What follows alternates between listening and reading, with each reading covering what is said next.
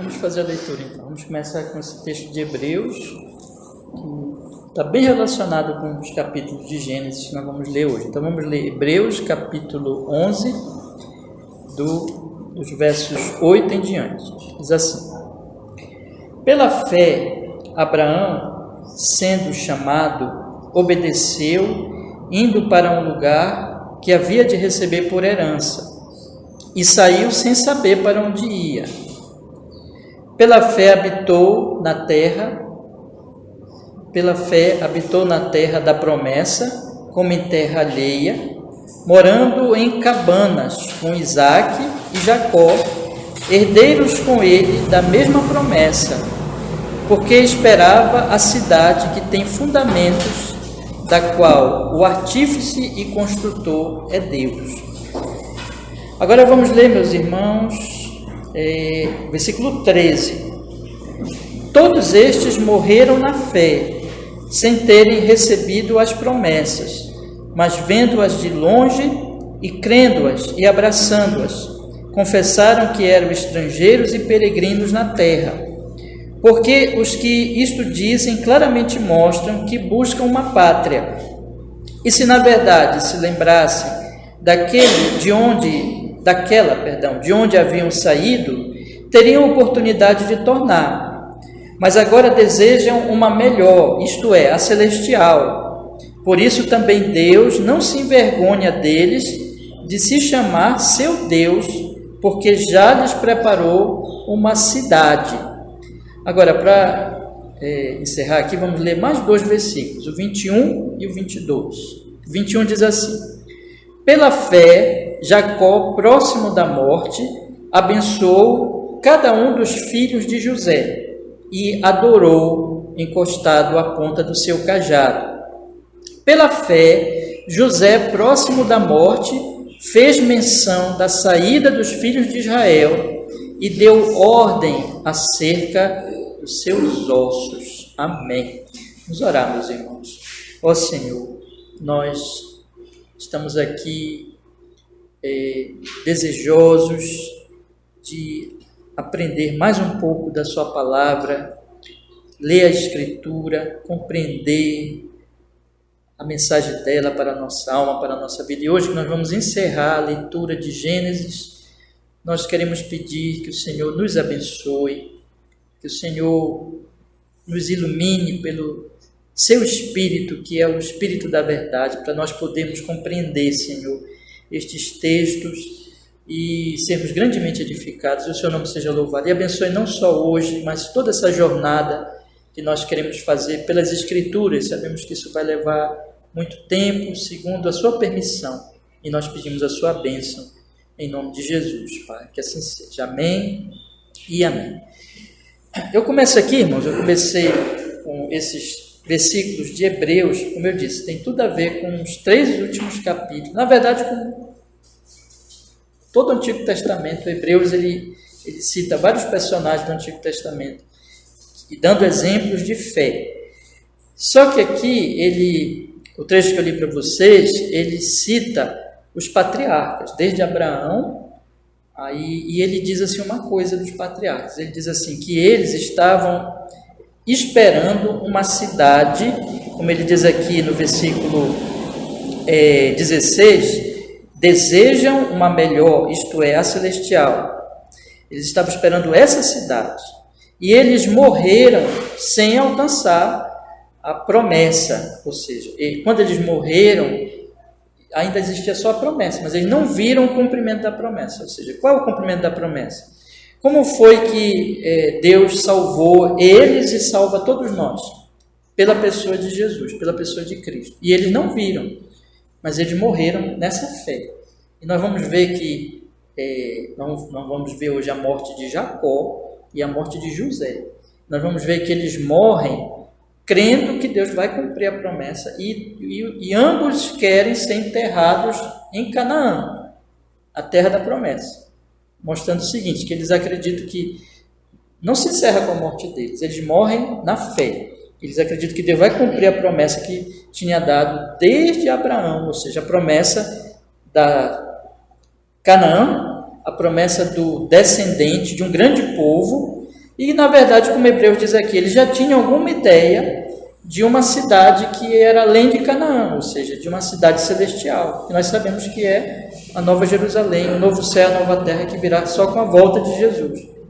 Então, eles morreram assim, meus irmãos. Então, vamos olhar agora, eu já li com vocês aqui, né? Que eles... podem abrir lá comigo o capítulo 48 agora de Gênesis. Hebreus diz que Jacó, próximo da morte, abençoou cada um dos filhos de José pela fé. Diz também que pela fé, próximo da morte, José fez menção da saída dos filhos de Israel. Então, Hebreus faz questão de destacar esses dois eventos de fé, que mostram a fé desses patriarcas, irmãos, Jacó e José. E o que nós temos aqui no finalzinho deste livro maravilhoso, livro de Gênesis, é exatamente esses atos de fé. No capítulo 48, exatamente o Jacó, ele vai abençoar os filhos de José pela fé, lembra de Hebreus? E no último capítulo, irmãos, finalzinho do livro, José vai profetizar sobre seus ossos, sobre o que deve fazer com seus ossos, que ele vai morrer, levando então seus ossos para Canaã. Então eles profetizam, irmãos, isso, eles olham para o futuro, crendo nas promessas de Deus. Então eles morrem em fé. Então nós temos aqui, o capítulo 48, Jacó abençoa os filhos de José. Capítulo 49, Jacó profetiza sobre os seus filhos, os 12, e no capítulo 50, temos aí o sepultamento de Jacó e a profecia de José. E também a bênção de José para os seus irmãos, porque eles ficaram com medo, quando Jacó morre, eles ficam com medo que José venha se vingar deles. Então, meus irmãos, nós temos isso aqui. E um detalhe importante é o seguinte: quando eu comecei com vocês esse estudo no livro de Gênesis, eu disse para vocês o seguinte: o livro de Gênesis, ele é o livro dos inícios, ele é o livro que mostra para nós que Deus é o Criador, que criou todas as coisas do nada, que o homem pecou, e por isso o mundo ele é assim mal, né? E por isso que nós temos a maldade e a morte no mundo. Inclusive até preguei aqui domingo sobre isso. Mas no Gênesis nós temos a promessa, a primeira promessa do Redentor, Gênesis 3,15. Você sabe de qual já é esse versículo? O que é que diz Gênesis 3,15? Deus diz para a serpente, né? Porém inimizade entre ti e a mulher, entre o seu descendente e o teu descendente, e este ferirá a cabeça e tu lhe ferirás calcanhar. Então, ali Deus profetiza já, Deus promete que vai trazer um descendente da mulher, olha só, que vai pisar na cabeça da serpente, que foi a que iludiu o primeiro casal no Jardim do Éden. Então, Deus vai trazer este descendente. Quem é esse descendente? Jesus. Então, desde ali do capítulo 3, Deus já promete esse Cristo. E o que é que nós temos no desenvolvimento do livro? Nós temos Deus ali lidando com aquele primeiro casal, e tem a semente, vamos dizer assim, a semente da mulher que é bendita, mas tem também a semente da serpente. Então vai ter essa guerra entre as duas sementes o tempo todo. Já nos primeiros irmãos nós temos Caim e Abel, e Caim matando Abel. Aí a história continua, chega em Noé, vem o dilúvio e tudo. E aí no capítulo 12 nós temos a chamada de Abraão. Então Deus chama Abraão, faz uma aliança com ele. Eu disse para vocês que essa aliança é uma aliança que tem dois aspectos, um aspecto material e um aspecto espiritual. Deus promete uma terra, uma grande descendência. Então esse é o aspecto material, mas tem um aspecto espiritual. O que? Deus promete, na verdade, através de Abraão, que todas as famílias da terra seriam abençoadas através dele. Isso através de Cristo, que ele iria trazer Cristo através da semente de Abraão. Então essa é a promessa, meus irmãos. E aí Deus vai cumprir a promessa começa a cumprir a promessa através de Isaac, que é o filho da promessa. Deus separa Isaac de Ismael. Depois, irmãos, Isaac, ele tem os dois filhos dele, quais são? Jacó e Esaú, e Deus escolhe Jacó para continuar cumprindo essa promessa e separa o Esaú. E aí nós temos então a separação das famílias. Todas aquelas genealogias que aparecem na Bíblia é Deus separando a família da aliança, a família da promessa. Deus então escolhe Jacó, e de Jacó nascem todas essas pessoas, esses filhos. E o que acontece com Jacó? E aqui tem um evento importante. Quando Deus trabalha ali, quando Deus opera na vida de Abraão, Deus separa os filhos dele, separa Ismael do Isaac. Quando Deus vai ali já cumprir a sua vontade com Isaac, Deus separa os filhos de novo, Jacó de Esaú. Mas aqui Deus não separa os filhos de Jacó, Deus une os filhos de Jacó, porque os filhos de Jacó vão se formar um povo, uma grande nação. E por que eles estão no Egito? Porque é ali no Egito que eles vão se multiplicar. Então chegou ali no Egito, quando José trouxe os irmãos, trouxe o pai dele e toda aquela família, chegou ali por volta de 70 pessoas. Mas essas dezenas de pessoas, né, ainda uma família grande, mas é só uma família ainda, vai se multiplicar num grande povo no Egito e vai ser maltratado, escravizado, depois vai voltar para a terra de Canaã. Então tudo isso está na promessa. Eu já tinha dito isso lá no capítulo 15, ainda para Abraão. Então depois eles vão voltar para a terra da promessa, para Canaã, centenas de anos depois, já com quem? Com Moisés. Então nós estamos aqui, irmão, na transição.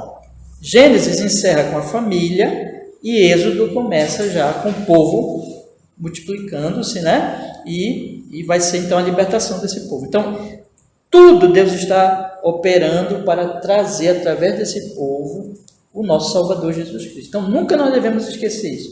O enredo das Escrituras, a história da Bíblia, é uma história de redenção. E nós temos o herói na Bíblia, o herói é Jesus.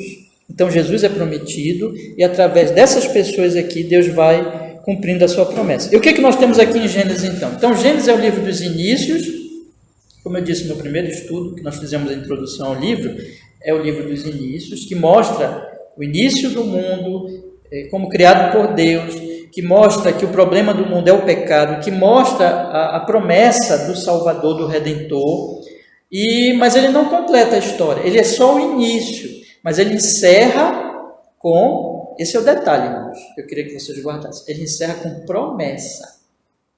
Então, tanto Jacó quando morre, como José quando morre, eles dizem assim, Deus vai cumprir a sua promessa, né? Mas, então o livro fecha ali com promessa, quer dizer, o cumprimento da promessa vem depois, vem com os outros livros, mas mesmo os outros livros, eles ainda são promessa. Quando é que vem o cumprimento? O cumprimento só vem com o Novo Testamento, só vem com a Nova Aliança. Então os irmãos estão vendo que nós temos um grande caminho a percorrer, né? Nesses livros do Antigo Testamento. Mas eu queria que nunca vocês esquecessem isso. E veja, irmãos, esses 3 capítulos, então, eu falei tudo isso para a gente poder ler e compreender. Esses 3 capítulos, eles falam exatamente disso. O livro se encerrando com uma promessa de que Deus vai cumprir aquilo que ele realmente tem prometido a Abraão. Vamos ler, então? Gênesis capítulo 48. Leiam comigo, então. Vamos aí. E aconteceu, depois destas coisas, que alguém disse a José, eis que teu pai está enfermo. Então tomou consigo seus 2 filhos, Manassés e Efraim, e alguém participou a Jacó e disse, eis que José, teu filho, vem a ti. E esforçou-se Israel e assentou-se sobre a cama, e Jacó disse a José, o Deus Todo-Poderoso me apareceu em luz na terra de Canaã e me abençoou e me disse, eis que te farei frutificar e multiplicar e tornar-te-ei uma multidão de povos e darei esta terra à tua descendência depois de ti em possessão perpétua. Veja que ele lembra da promessa, e a promessa que Deus fez para ele quando ele estava fugindo do seu irmão, né? Indo lá para a casa de Labão. Aí ele dorme num travesseiro, lembra?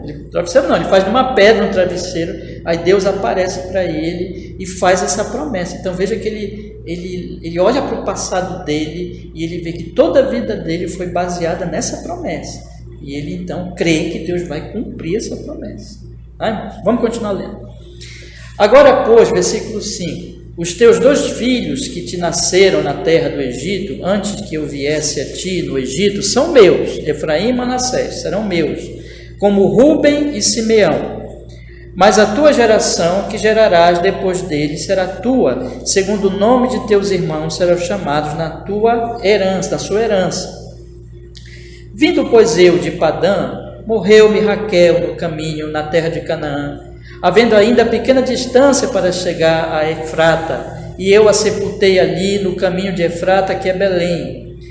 E Israel viu os filhos de José e disse: quem são estes? Deixa eu só explicar outro detalhe aqui, meus irmãos. Rúben, ele era o filho mais velho, mas ele vai perder a primogenitura para os filhos de José. Então José, ele vai ficar aparecendo aqui, através dos filhos dele, como primogênito. Por que ele vai perder a primogenitura? Porque Rúben se deitou com uma das concubinas de seu pai. Então ele profanou o leito do seu pai. Depois nós vamos ver aí na leitura, né? E então assume a primogenitura aqui esses dois filhos de José, que passam a ser como, são adotados por Jacó aqui. E diz assim o texto então, versículo 8: Israel viu os filhos de José e disse: quem são estes? Israel já estava com os olhos, Jacó estava com os olhos já escuros pela velhice, então ele, provavelmente por isso que ele diz: quem são esses? E José disse a seu pai: eles são meus filhos, que Deus me tem dado aqui. E ele disse: peço-te, traze-mos aqui para que os abençoe. Os olhos de Israel, porém, estavam carregados de velhice, já não podia ver. E fê-los chegar a ele e beijou-os e abraçou-os.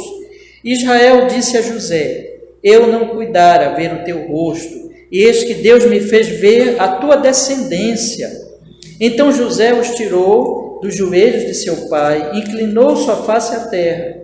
E tomou José a ambos, a Efraim na sua mão direita e à esquerda de Israel, e Manassés na mão esquerda, à direita de Israel, e fê-los chegar a ele. Mas Israel estendeu a sua mão direita e pôs sobre a cabeça de Efraim, que era o menor, e a sua esquerda sobre a cabeça de Manassés, dirigindo as suas mãos propositadamente, não obstante Manassés ser o primogênito. E abençoou a José e disse: o Deus em cuja presença andaram os meus pais, Abraão e Isaque, o Deus que me sustentou desde que eu nasci até este dia, o anjo que me livrou de todo mal, abençoe estes rapazes, e seja chamado neles o meu nome e o nome de meus pais, Abraão e Isaque, e multipliquem-se como peixes em multidão no meio da terra. Vendo, pois, José que seu pai punha a sua mão direita sobre a cabeça de Efraim, foi mal aos seus olhos, e tomou a mão do seu pai para transpor de sobre a cabeça de Efraim a cabeça de Manassés. E José disse a seu pai: não assim, meu pai, porque este é o primogênito. Põe a tua mão direita sobre a sua cabeça. Mas seu pai recusou e disse: eu sei, meu filho, eu sei. Também ele será um povo, e também ele será grande, contudo seu irmão menor será maior que ele, e a sua descendência será uma multidão de nações. Assim os abençoou naquele dia, dizendo: em ti abençoará Israel, dizendo: Deus te faça como a Efraim e como a Manassés. E pôs a Efraim diante de Manassés. Depois disse Israel a José: eis que eu morro, mas Deus será convosco e vos fará tornar a terra de vossos pais. E eu tenho dado a ti um pedaço da terra, a mais do que a teus irmãos, que tomei com a minha espada e com o meu arco da mão dos amorreus. Entende por que Hebreus diz, né? Pela fé, ele abençoou os filhos de José. É aqui, a fé em quê, irmãos? A fé na promessa. Então, veja, ele morre, e é muito interessante nós meditarmos nisso. É a morte de um homem de fé. Ele morre, mas ele não morre em desespero. Ele está velhinho, fraco, quase não consegue se levantar, né? Ele está quase cego, e ele está morrendo, mas ele morre cheio de fé. Essa é a morte do cristão, é a morte do crente, né? Não é uma morte desesperada. Ele morre, mas ele morre com fé, irmãos. E agora, aqui o ponto importante aqui no caso de Jacó é que ele está dizendo assim: Deus vai cumprir a sua promessa. Ele começa dizendo para José: olha, Deus me apareceu, Deus me prometeu um povo, a terra, e Deus vai cumprir a promessa. né? E os teus filhos aqui, inclusive, eles vão ser da minha família, e na história de Israel vai aparecer o Efraim e o Manassés, né? E ele inverte, né? Ele coloca o mais novo como o primogênito, né? Ele inverte porque esta é a vontade de Deus, ainda que o outro também seria abençoado, como ele diz. Veja que aqui tudo está no controle, na soberania de Deus, e Jacó está agindo aqui como profeta do Senhor, abençoando aqueles rapazes. Vamos para o capítulo 49, meus irmãos. Depois chamou Jacó a seus filhos. Aqui o capítulo 49, ele vai agora abençoar todos os seus filhos e vai dizer tudo o que vai acontecer com eles. São muitos detalhes, nós não vamos poder, é claro, destacar cada ponto aqui, né? Mas eu quero destacar apenas alguns aqui que é bem interessante para nós pensarmos no futuro, né? Diz assim: depois chamou Jacó a seus filhos e disse: ajuntai-vos e anunciar-vos-ei o que vos há de acontecer nos dias vindouros. Ajuntai-vos e ouvi, filhos de Jacó, e ouvi a Israel vosso pai. Ruben, tu és o meu primogênito, minha força e o princípio de meu vigor, o mais excelente em alteza e o mais excelente em poder. Impetuoso como a água, não serás o mais excelente, porquanto subiste ao leito de teu pai, então contaminaste, subiu a minha cama. Aqui vocês sabem, né, Ruben, que eu falei para vocês, se deitou com a concubina de Jacó. Ele era aquele que se esperava tantas coisas, mas ele fez isso porque ele é impetuoso como a água. A gente pode entender assim, mas quando você joga a água é uma coisa descontrolada, né? Agora a gente falou da chuva, né? E Deus nos livre de enchente, porque enchente é uma coisa terrível, não dá para controlar. Então, o que ele está dizendo aqui é que Ruben, ele não se controlou. Ruben, ele foi impetuoso. Ruben, ele tem esse temperamento impetuoso como a água, e por isso que ele perde, inclusive, a primogenitura para os filhos de José. Versículo 5: Simeão e Levi são irmãos, as suas espadas são instrumentos de violência. No seu secreto conselho não entre minha alma, com a sua congregação minha glória não se ajunte, porque no seu furor mataram um homem, e na sua teima arrebataram bois. Maldito seja o seu furor, pois era forte, e a sua ira, pois era dura. Eu os dividirei em Jacó e os espalharei em Israel. Então foram os irmãos que mataram uma cidade inteira por causa da irmã que tinha sido estuprada, né? Vocês conhecem a história. Eles tomaram vingança, eles agiram pela própria justiça, cheios de raiva, e mataram homens, inclusive homens inocentes, né?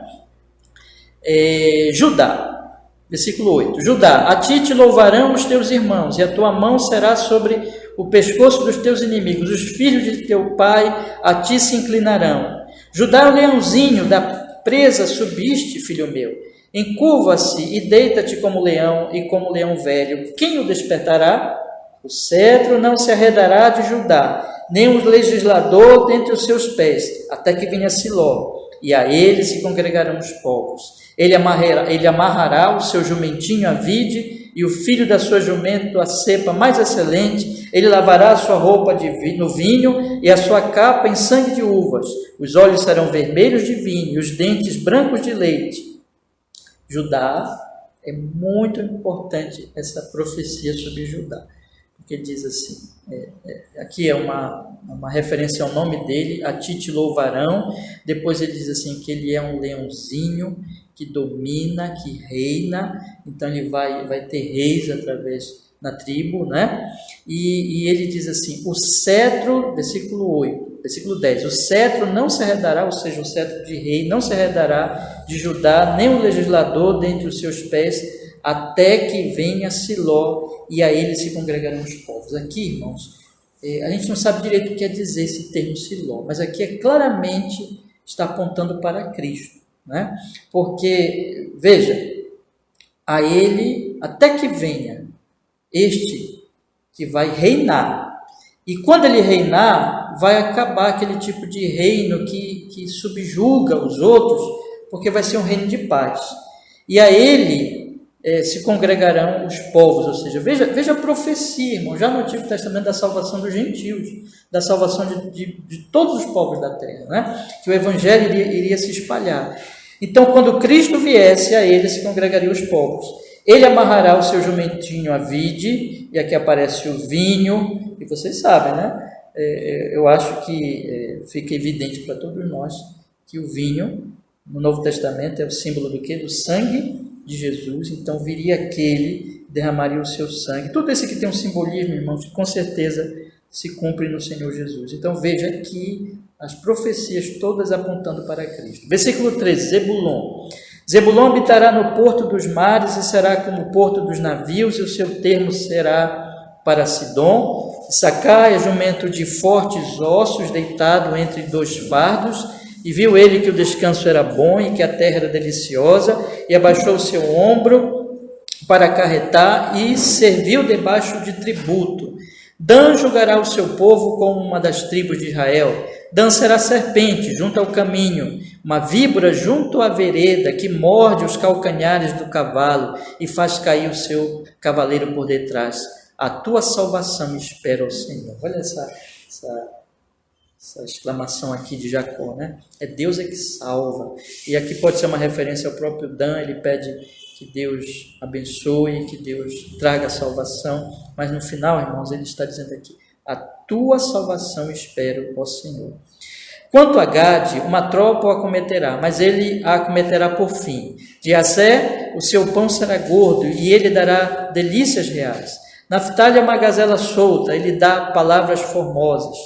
José é um ramo frutífero junto à fonte, seus ramos correm sobre o muro, os flecheiros lhe deram amargura, e o flecharam e o odiaram.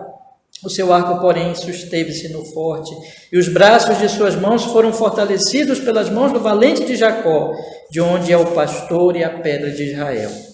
Pelo Deus de teu pai, o qual te ajudará, e pelo Todo-Poderoso, o qual te abençoará, com bênçãos dos altos céus, com bênçãos do abismo que está embaixo, com bênçãos dos seios e da madre. As bênçãos de teu pai excederão as bênçãos de meus pais, até a extremidade dos outeiros eternos.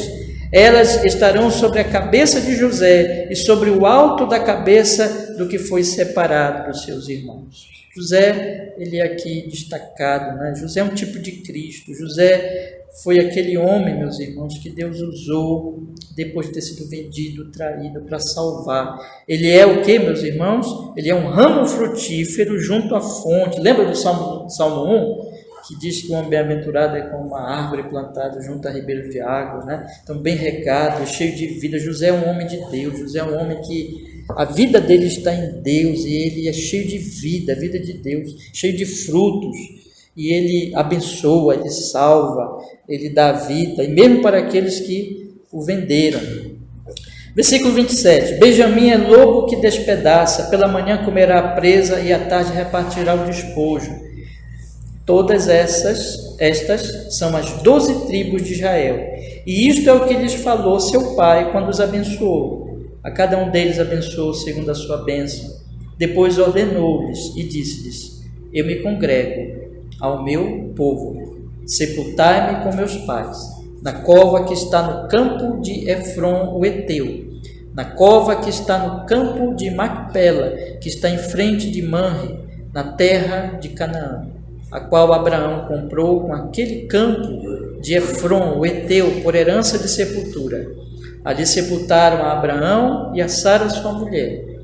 Ali sepultaram a Isaque e a Rebeca, sua mulher. E ali eu sepultei a Lia. O campo e a cova que está nele foram comprados dos filhos de Et. Acabando, pois, Jacó de dar instruções a seus filhos, encolheu os pés na cama e expirou, e foi congregado ao seu povo. Veja, irmãos, ele tinha dito no finalzinho do capítulo anterior, que ele diz: eis que eu morro, no finalzinho do capítulo anterior, mas Deus será convosco e vos fará tornar a terra de vossos pais. Olha só o que ele diz, tudo pela fé na promessa. Então, ele estava onde? No Egito. Ele diz: Deus fará vocês voltarem. E quando ele morre, ele está já pertinho da morte, depois que ele abençoa os filhos, diz tudo que vai acontecer com os filhos, ele diz assim: eu me congrego ao meu povo, né? Então, eu vou me juntar aos que já morreram antes de mim. E aqui tem um princípio de que a vida não acaba com a morte, né? Que tem o depois, né? a vida com Deus, a ressurreição e tudo. Sepultai-me com meus pais na cova que está no campo de Efron, o Eteu, na cova que está no campo de Macpela. Ou seja, não me sepultem aqui, me sepultem na terra da promessa. Então Deus vai levar vocês para lá. Lembra que ele diz para José? E agora diz, me sepultem na terra da promessa. É aquilo que Hebreus diz, irmãos. Eles morreram sem ver o cumprimento, mas eles morreram esperando o cumprimento e eles acreditavam. Eles não... Veja, os crentes do Antigo Testamento, eles não tinham toda a luz que nós temos hoje. Deus foi dando gradualmente a luz a eles, a revelação. Mas eles já entendiam alguma coisa aqui. Eles já entendiam, irmãos, que Deus ele ia lhes levar para essa cidade celestial. E veja então que ele diz, me levem para a terra da promessa e me sepultem ali, que Deus vai levar vocês de volta para lá. E aí ele morre, meus irmãos, ele morre. Você percebe aqui que é uma morte gloriosa, né? A morte do crente, ela é uma morte diferente, irmãos. Ela é uma morte que não vence. É uma morte que ela tem um consolo da promessa, que não é o fim, né? Mas que Deus vai cumprir a sua promessa. E o que é que acontece agora? Vamos ver o capítulo 50, vamos encerrar agora esse grande livro. Diz assim: então José se lançou sobre o rosto de seu pai e chorou sobre ele e o beijou. E José ordenou aos seus servos, aos médicos, que embalsamassem a seu pai, e os médicos embalsamaram a Israel.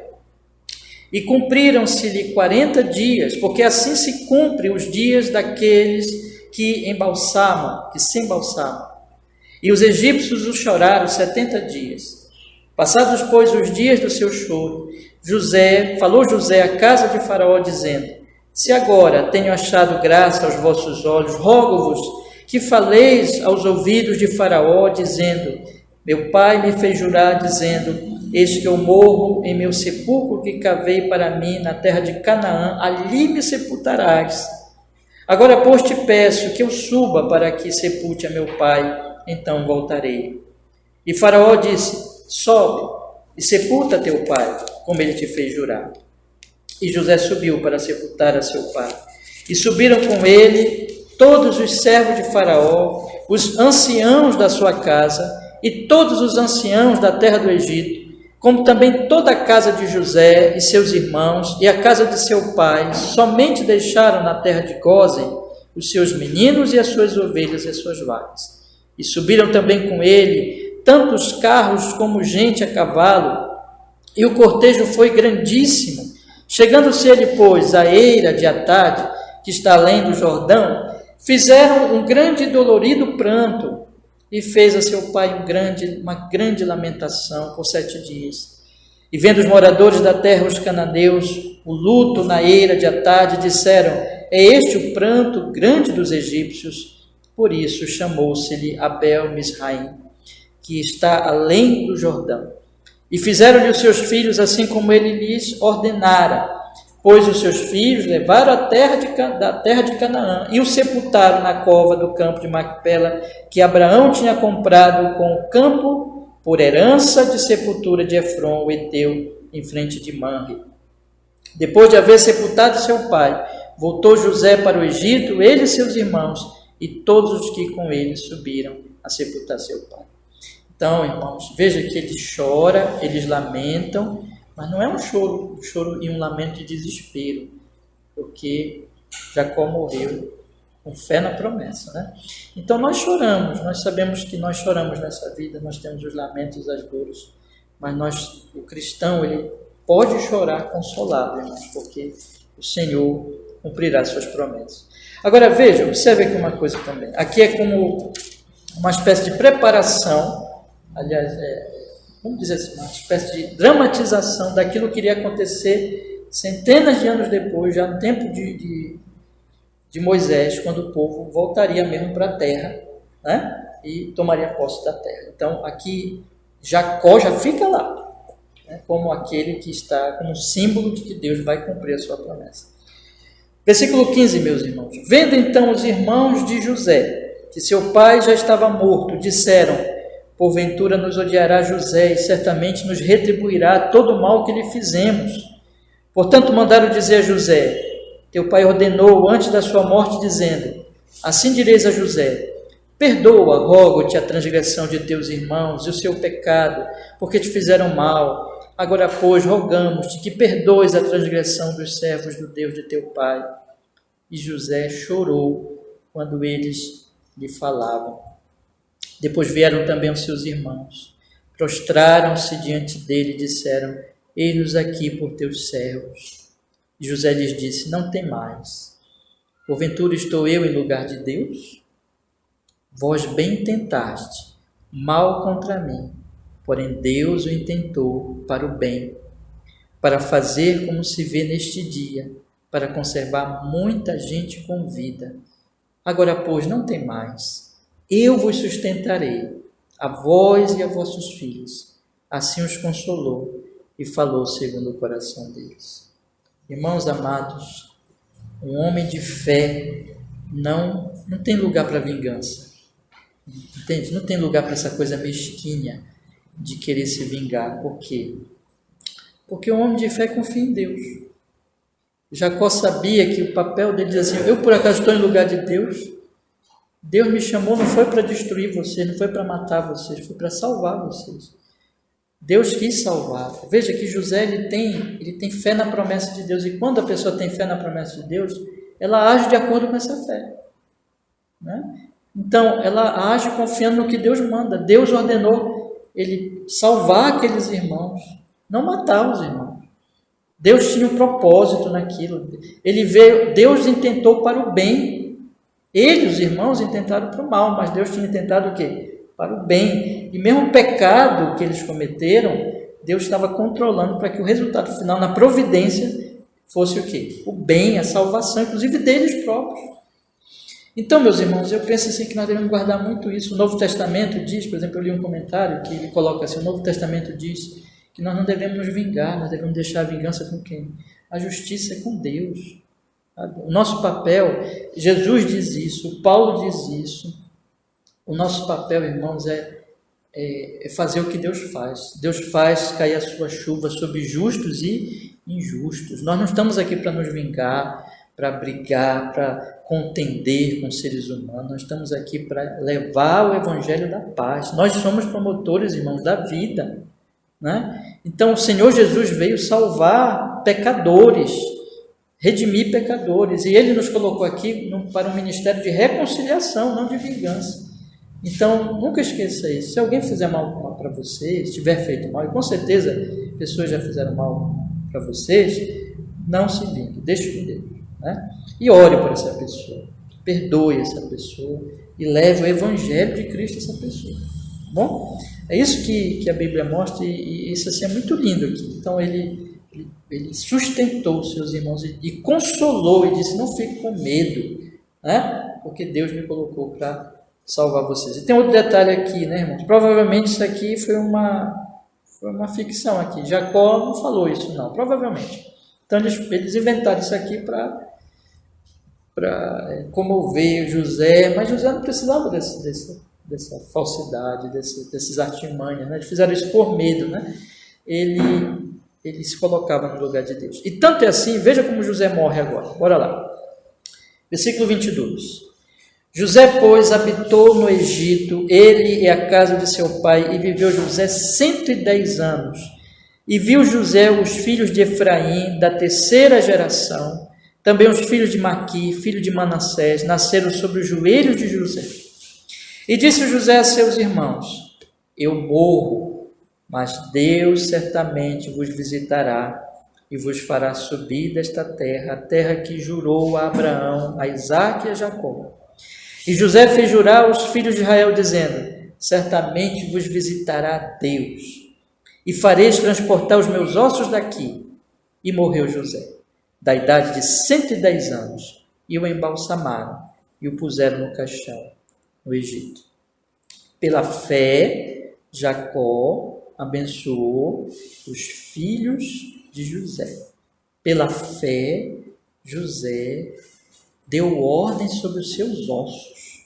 Irmãos, vê que coisa, né? Isso se cumpriu. Quando Moisés saiu com o povo de Israel lá do Egito, levaram os ossos de José enterrar em Canaã, porque Canaã é a terra da promessa. Então veja, não se vingou, salvou os irmãos, morreu em fé na promessa e disse assim: leve meus ossos para lá, porque Deus vai visitar vocês. Olha, Deus vem aqui salvar vocês no Egito e levar vocês para a terra, porque Ele prometeu, Ele vai cumprir a promessa. E assim encerra Gênesis, irmãos. Então Gênesis encerra como promessa. E promessa é alguma coisa que não fechou ainda, vai se cumprir. Então Gênesis é o primeiro livro da Bíblia que mostra, repito, que Deus é o Criador, que o homem pecou, que Deus prometeu o Salvador e que Deus foi levando geração em geração até que Ele chamou um homem. Desse homem Ele trouxe uma grande família, e dessa família Ele prometendo uma grande descendência e uma terra. Na verdade, Deus estava focando lá na frente, lá na vinda do seu filho que iria pisar na cabeça da serpente. É assim que encerra a Gênesis. Então, Gênesis, a história não acabou, né? A história está aí para acontecer e vai continuar acontecendo no livro de Êxodo. Eu queria, irmãos, encerrar deixando isso para vocês, principalmente. Irmãos, o Senhor Jesus, Ele é a promessa. E esses homens todos morreram com fé. Eles não tiveram o privilégio, irmãos, que nós temos. Nós vivemos no tempo que a promessa se cumpriu. Nós vivemos no tempo de que Jesus já veio. Nós vivemos no tempo em que aquilo que ele fala lá de Siló, né, que a eles congregaram os povos, já está acontecendo. O Evangelho está por todas as nações. Lembra de Atos 1:8? Recebereis poder ao descer sobre vós o Espírito Santo, ser meus testemunhos em Jerusalém, toda Judéia, Samaria e até os confins da terra. Isso está se cumprindo, irmãos.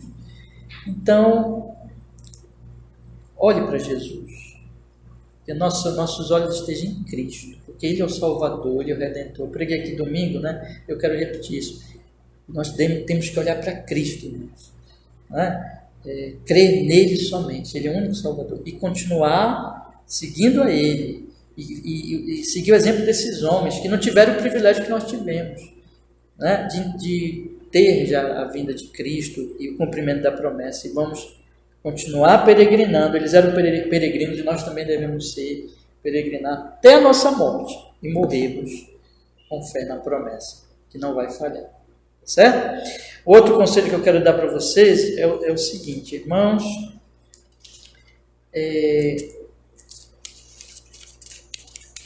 não tentem se vingar. Já falei isso, mas quero repetir. Mas confiem, irmãos.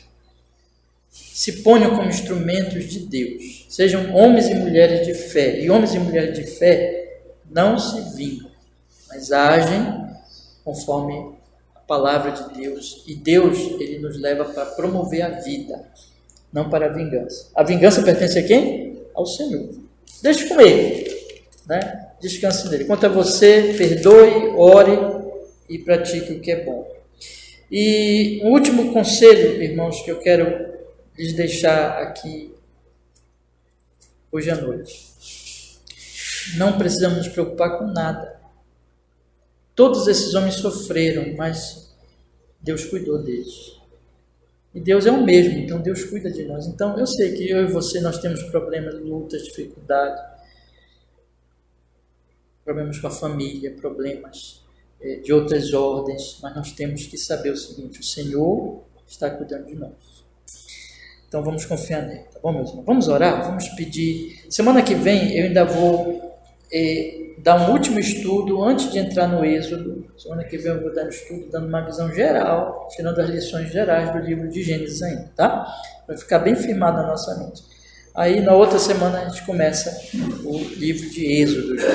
Vamos orar ao Senhor.